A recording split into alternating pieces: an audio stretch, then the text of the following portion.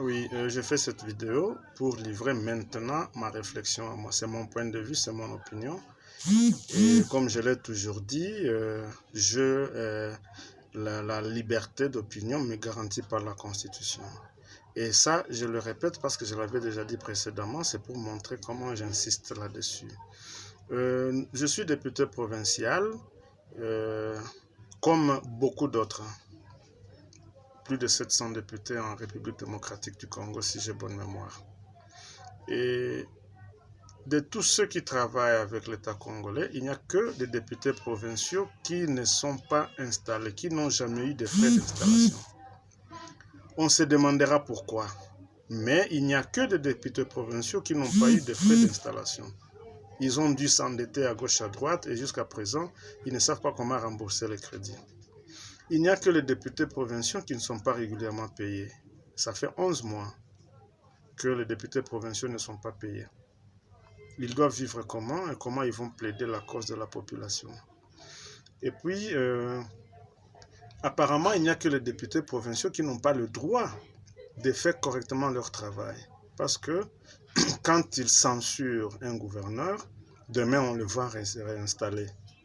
Pourtant, ce sont eux les électeurs, le souverain primaire de ce gouverneur.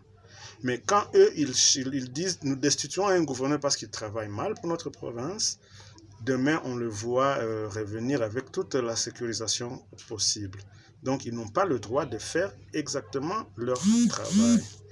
Et si vous suivez les discours du chef de l'État, il a dit plusieurs fois qu'il serait mieux que désormais le gouverneur soit élu au suffrage universel direct. Donc, on commence à projeter la modification de la Constitution. Mais les gouverneurs élus au suffrage universel direct, ça veut dire qu'ils ne peuvent ni être contrôlés, ni être destitués par les députés provinciaux. En ce moment-là, si les députés ne peuvent pas contrôler, parce qu'ils n'auront pas le droit de contrôler s'ils ne peuvent pas sanctionner. Et ils n'auront pas le droit de sanctionner alors que le gouverneur n'est pas leur émanation. C'est qu'ils n'auront plus de travail à faire pratiquement. Et les assemblées provinciales, sans travail à faire, vont se voir dissoutes ou éliminées purement et simplement. Mais la conséquence de l'élimination des assemblées provinciales qui semblent être de trop, qui semblent consommer beaucoup d'argent inutilement, c'est que les gouverneurs de province seront comme des présidents. Ils ne seront pas contrôlés. Ils n'auront qu'un seul répondant. On peut dire deux, mais c'est un seul répondant, le chef de l'État. Le seul qui aura la possibilité de le destituer. Or, c'est celui qui peut destituer, qui peut donner aussi des injonctions. On peut dire que la population peut destituer un gouverneur moyennant une pétition, selon la loi.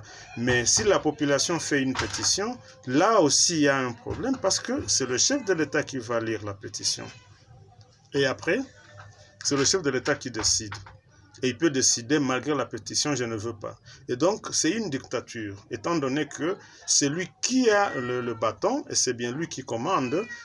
Donc, en ce moment-là, le gouverneur ne saura pas faire autrement que d'obéir à ce que le chef de l'État a dit.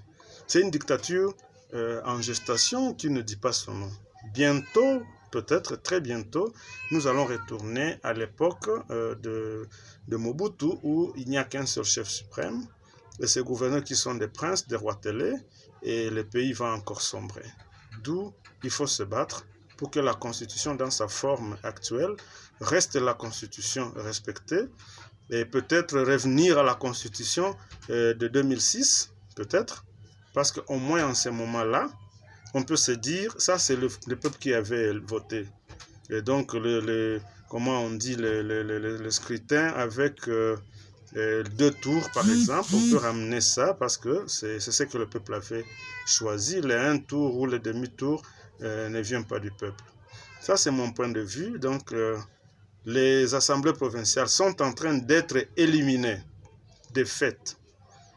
Et les députés provinciaux sont en train d'être clochardisés, de sorte que les gouverneurs ne les respectent plus. 11 mois impayés, ils peuvent se laisser acheter, on peut acheter leur conscience, leur faim, à n'importe quel prix, à vil prix, et en ce moment-là, ils bradent un peu leur autorité, et puis, par ces mêmes faits, ils vont disparaître, ou elles vont disparaître elles-mêmes, ces assemblées provinciales, et bonjour la dictature, bienvenue la dictature, où le peuple ne veut pas de la dictature, mais elle s'impose par le fait. Donc, c'est encore là un appel patriotique à l'attention de toute la population congolaise.